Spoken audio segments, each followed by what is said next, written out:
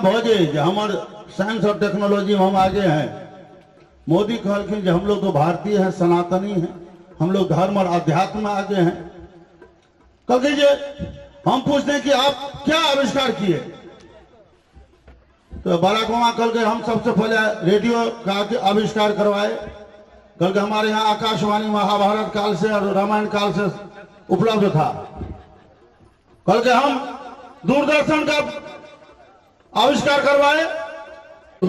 आप से सुंदर संगीत सुनावे।